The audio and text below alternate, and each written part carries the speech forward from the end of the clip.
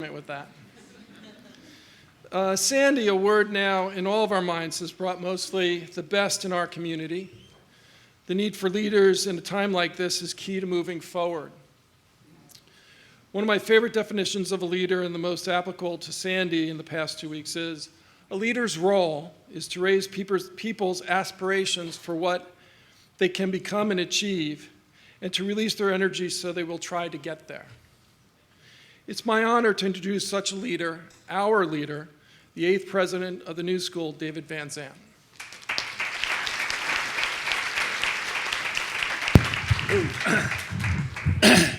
Well, thank you very much, Robert, and welcome everyone.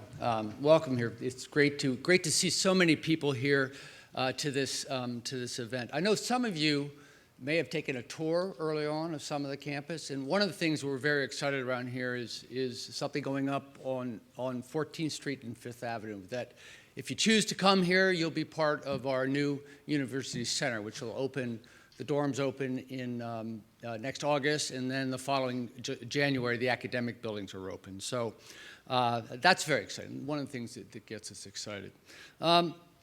I also want to commend all of you for focusing on the future, particularly for many of us after living through Sandy.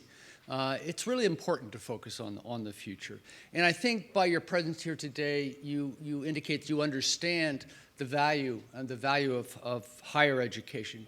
We're living right now in a time when many people are questioning that value. And they're wondering, is it worth the expense? Is it worth the time, particularly for graduate students? Is it worth the sometimes, leaving a job or trying to have to work, different hours in order to carry both a job and get education. But, it's never been more important, and I believe it will only grow. It will only grow in its importance.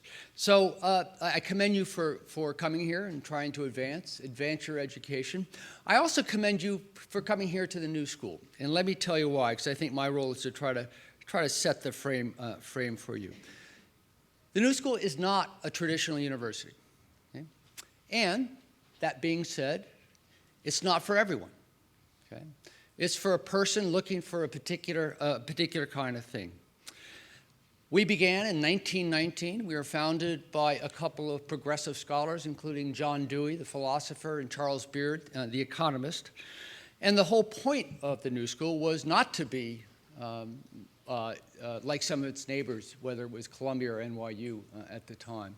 And in the very beginning, the New School was about educating the world around it, educating the Greenwich Village community, but more broadly, the New York area.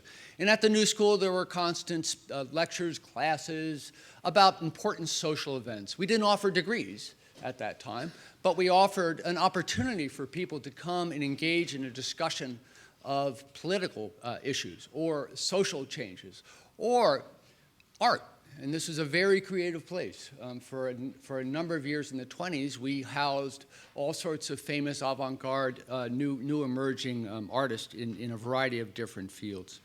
So that was sort of our founding. Then in 1933, we became, in the midst of what was happening in Europe, we became the home for a group of exiled academics coming mostly from Germany who'd been kicked out by Hitler. And they all congregated here because, unlike the other universities, traditional universities in the United States, we were willing to take large groups of them to come here and to form what we ended up calling the University in Exile. That group of faculty ended up starting our first degree programs, both master's programs and PhD programs in the social sciences. Another big event was 1970, when the Parsons School of Art and Design joined the New School. Parsons actually has a history older than the New School, but it was renowned as an art and design school. But when it joined us, it was a catalyst for a whole variety of different changes that I want to describe. So throughout that entire history, up to this very day, we're really based upon two principles, two core values. The first is creativity, innovation. The willingness to question the status quo. The second is social engagement with the outside world. And we connect with the outside world in two ways. One is through our education. The outside world, in one sense, is a laboratory for us, and we take, in all of our programs, we take full advantage of that. The other way we engage in the outside world is part of our mission. We're here to change that world. We're here to make that world better in a variety of different areas. The New School today is informed, and it really sits at the intersection of design thinking and social science. Design, when I talk about design, it's a very broad concept. It's really about how do we structure things, organize objects or environments or groups of people to do better, to make the world better, to be more effective. Some people talk about user-centeredness. How do you make things or organizations or environments that work better for real people in the real world? And we're the only place in the world that's able to look at that from a social science and liberal arts perspective, because we do design within that context of excellent social science. The reason for that, again, is when you're thinking about how people work in the world, how you make the world better, you have to understand human beings. You have to understand cultural values.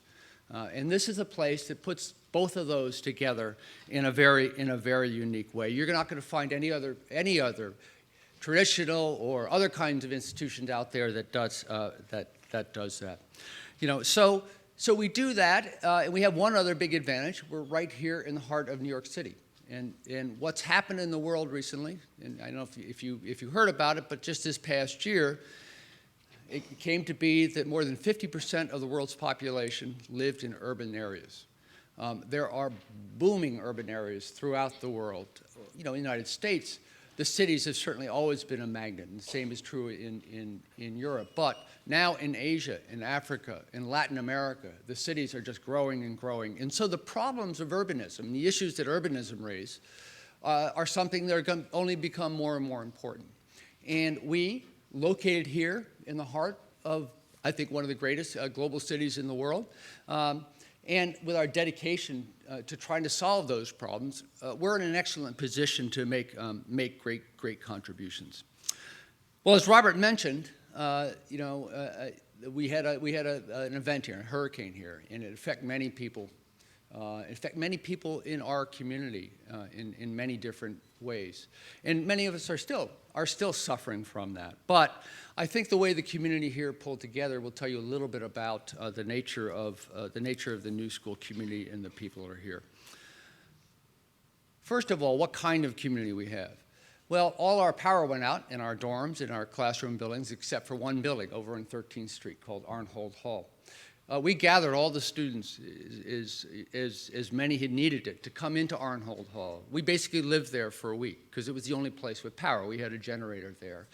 And when we started, people were coming in from off the street, not just from the New School, but from other universities and places around the area to charge their cell phones. It was quite amazing. People were sitting, we put a whole bunch of power strips around, and people were sitting there charging their cell phones. We had our faculty here trying to help students and reaching out to students, trying to figure out where their students were in the midst of the crisis, and trying to find out what kind of support we could give. And finally, our staff, who are fabulous here, who were around the clock. There were people here who left their homes, moved right into the middle of the city, and ended up spending day and night in Arnhold Hall, feeding students, helping them get by. So I'm very proud of what we did internally in pulling together as a community. But at the same time, we also reached out. We volunteered and continue to do that across the New York City area. Just as an example, yesterday I got a note from the clinical psychology coordinator at Beth Israel Hospital.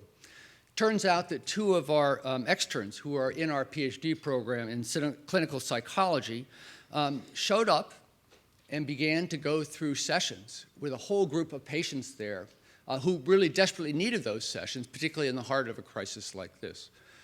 It also turns out that they were the only two interns from any university to show up there. They figured out how to get there. They were dedicated enough to go there and to help people out. Another good example of this is the students in our Masters of Fine Arts program at Parsons. Over the last number of days have been distributing clothing throughout the New York area. They got out of their studios. They put things together, and they've gone out to help people. Another aspect, I think, of Sandy that shows something about our community is some of the curricular and pedagogical innovation that's going on. We lost a whole week of school, and people were calling me and saying, well, how's the schedule going to work? Are you going to extend school another week? Well, I have tickets, particularly our non-U.S. students. I have tickets to go home, and I can't do that. And so what we decided, no, we're going to keep to the same schedule we have, but we're going to ask our faculty and students to be creative, to come up with new ways of covering the material or accomplishing what needed to be done. And faculty already have begun devising ways. Sometimes it's meeting at odd hours. Other times it's using electronic means to put people together. Very often it's taking advantage of the crisis that Sandy to try to make that into a learning experience for our students. Right from the beginning, faculty were beginning to think of creative and collaborative ways to study what Sandy really did and caused here in the community. We have courses now looking at the environmental fragility of the city itself, or courses looking at ways to design responses to the issues that Sandy raises in the crisis.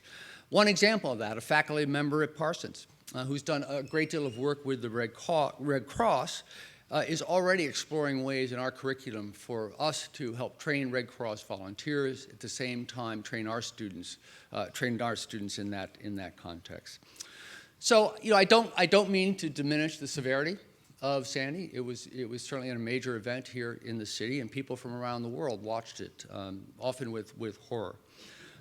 We still have people in our community who've lost their homes, and we're trying to help them in every way we possibly can. And we certainly don't wish for another occurrence like that again. But I think it was a really incredible example of the new school, the community at the new school at its best.